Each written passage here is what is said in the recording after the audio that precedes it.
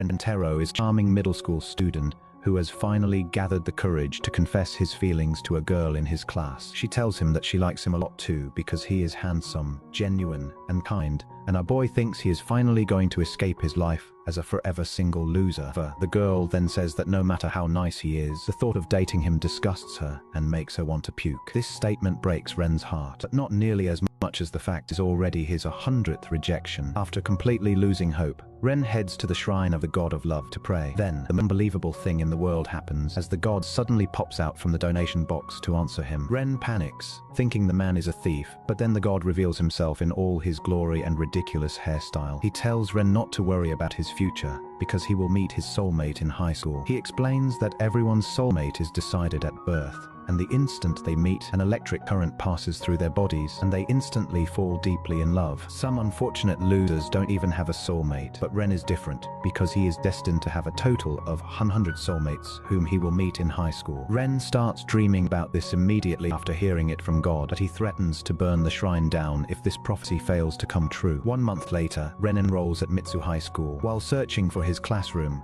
he accidentally bumps into two girls, and the moment their eyes meet, all three of them feel a shock rushing through their bodies. Ren looks at the two girls and wonders if they could be his soulmates, while the girls begin feeling strangely attracted to him. Ren decides not to stare at them because they might think he is some kind of creep. So he gets back up and politely offers them his hand like a gentleman. The pink-haired girl, Hikari, suddenly starts pretending that she has twisted her ankle because she has apparently watched way too much FIFA lately. She asks Ren to help her get to the nurse's office, and he immediately starts crying because he thinks he injured his soulmate the moment they met. This touches Hikari's heart, and she begins falling for Ren, but her friend Kara becomes jealous. She throws a classic Tsundere tantrum and tells Ren that she has a sprained ankle too, although it's not like she wants him to carry her. After realizing that he has supposedly hurt both girls, Ren begins punching himself like Tyler Durden, shocking the girls so much that they stand up. However, the moment Ren turns his attention back toward them, they collapse to the ground and ask him to carry them to the nurse's office. The girls begin arguing with each other over who gets to cling to Ren, while he feels like the luckiest guy in the entire universe. He then starts introducing himself to them when two girls walk past, discussing a school legend that says if you find a four-leaf clover and propose to someone with it,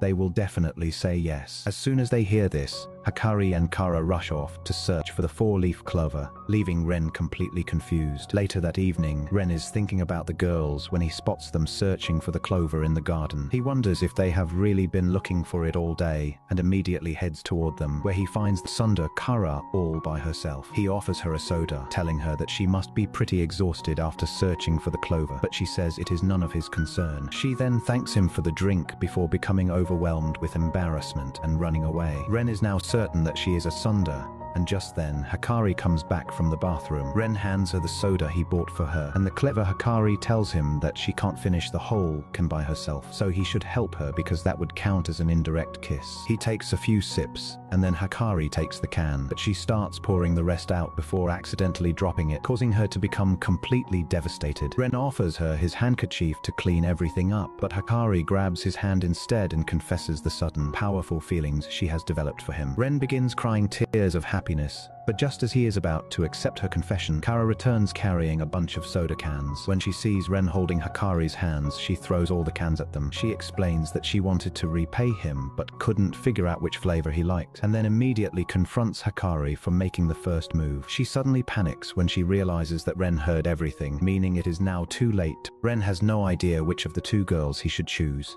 so he decides to ask the god of love for advice. The god tells him that choosing only one of them is impossible because both girls are his soulmates and ideal romantic matches. Ren then asks how people who have multiple soulmates normally deal with this situation, but the god nervously explains that everyone else is supposed to have only one soulmate. Ren soon discovers the real reason behind his unusual situation. On the day he was born, the god of love was watching television for the very first time. He became so excited that he accidentally entered 100 in the soulmate section of Ren's form. Ren becomes furious and blames the god for completely messing up his life. But there is an even bigger problem. The god explains that a soulmate uses up all of a person's luck, and if someone fails to stay with their soulmate, terrible misfortune will follow until that person eventually dies. Ren realizes that this means every girl he refuses could lose her life, and the same thing would happen with all of his remaining 99 soulmates. Completely unsure of what to do, Ren heads home. While walking back, he suddenly thinks of a clever solution. Instead of choosing only one girl, he decides to secretly date both of them so that neither one will suffer. The following day, both girls are waiting for his decision. However,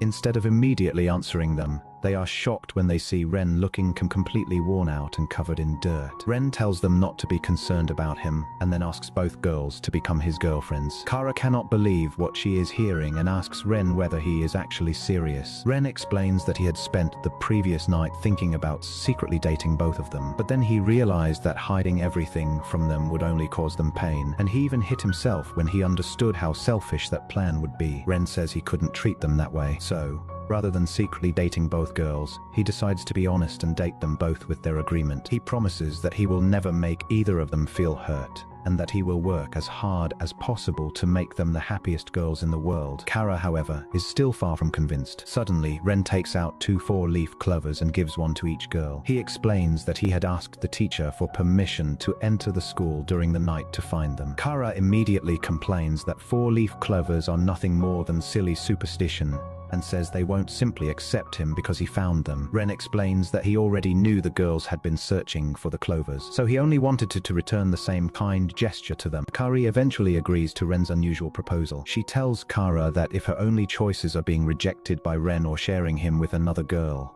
she would rather accept the second option. Hakari then holds tightly onto Ren's arm. Kara sees this and decides to do the same, because she doesn't want to be the only one left out. The 2 girls finally Ren and tell him that they accept becoming his girlfriends. The following morning, Ren is so excited that he starts telling a telephone pole that he finally has a girlfriend, since his circle of friends is practically non-existent. Just as he is talking, his 2 girlfriends arrive. Kara looks at him strangely and asks if he has completely lost his mind for talking to a telephone pole. Ren explains that he is simply incredibly happy to finally have a girlfriend and had nobody else around to tell. Kara turns away and coldly says that she wouldn't have wanted to listen to him anyway. Meanwhile, Hakari takes advantage of the moment and grabs Ren's hand. The moment their hands touch, both of them become nervous because neither has ever held hands with someone of the opposite gender before. Kara becomes jealous when she sees them together. Fortunately for her, Ren notices and quickly reaches out to hold her hand as well. The 3 of them then walk toward school together, with Ren holding both girls' hands. Everyone around them is stunned by the overwhelming feeling of romance coming from the trio. When they arrive at school, they notice another student being chased by the vice principal. The girls explain that the boy is in serious trouble because their extremely strict vice principal used to be an Olympic athlete, meaning practically nobody can outrun her. The vice principal eventually catches the boy, tackles him to the ground, and overwhelms him with her intense techniques. Ren watches the scene and becomes uncomfortable seeing the poor student being treated so harshly by the terrifying older woman. A little later, Hakari asks Ren whether he has ever kissed anyone before. Ren shyly admits that he has never kissed anyone. Hearing this, both girls immediately become determined to be the one who gives him his first kiss. During lunchtime, the 3 of them head up to the terrace to eat together. Hakari brings out the food she prepared and begins feeding Ren herself. Kara becomes jealous after seeing this, so she quickly takes out the cookies she baked especially for him. Subscribe for the next part and comment if you want really the next part of this 100 girl anime chapter. So don't forget to subscribe and give it up. Wait for a week to get a new video in this anime. Please support me, I have to grow.